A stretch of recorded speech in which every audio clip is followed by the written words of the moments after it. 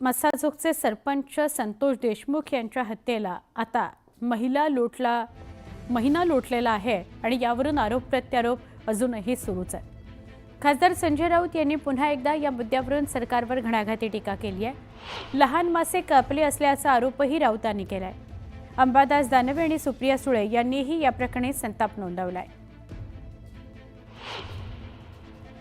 कराड पण त्यांच्याच पक्षाचा आहे, त्याच्यामुळे त्यांनी खपवून घेतलेलं आहे आणि जे लहान मासे आहेत ते कापलेले आहेत। मोठा मासा जाळ्याबाहेर ठेवलाय, तो आता येईल 15-1 दिवसात बाहेर येईल। साधा खंडणीचा गुन्हा आहे त्याच्यावर टाकलेला।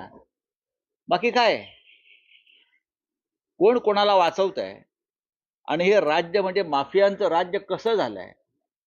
शिकागोमध्ये अशा प्रकारचं राज्य एकेकाळी चालत होतं की राज्यकर्ताच माफियांचा समर्थक होता, राज्यकर्ताच माफियांना मदत करत होता। सरकार गुन्हेगारांना संरक्षण देतं ही आमची स्पष्ट भूमिका आहे।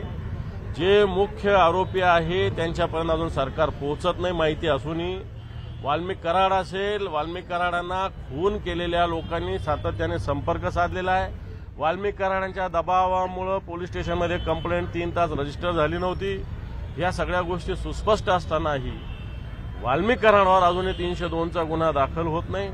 कित्येक प्रकरणामध्ये जे आरोपी देशाच्या बाहेर आहे त्यांच्यावर 302 आणि गुन्हा इथं घडलेला आहे, कारण त्यांचा त्या गुन्ह्यात काही ना काही अप्रत्यक्ष सहभाग असतो। वाल्मिक कराडांचा या गुन्ह्यामध्ये प्रत्यक्ष सहभाग आहे। पोलिसांची भूमिका ही वाल्मिक कराड आणि त्यांचे जे कोणी वरिष्ठ त्यांना संरक्षण देण्याची दिसते।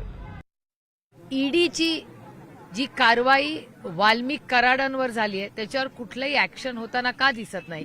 संजय राऊत, नवाब मलिक, अनिल देशमुख साहेब अशी किती, छगन भुजबळ साहेब यांच्यावर ईडीनी किती जोरात कारवाई केली। मग वाल्मिक कराडांना अनेक वेळा ईडीची नोटीस आली का नाही, काय झालं? त्यांच्यावर मोका का नाही लावण्यात आल्या? काल 6 का 7 जणांवर मोका लावण्यात आल्यात, बरोबर? मग वाल्मिक कराडवर का नाही मोका लावला? अटक त्यांची झाली, कशी झाली? ते शरण आले? काय चेष्टा लावली आमच्या सगळ्या बीड आणि परभणीमध्ये झालेल्या लोकांची आणि महाराष्ट्राच्या कुटुंबांची?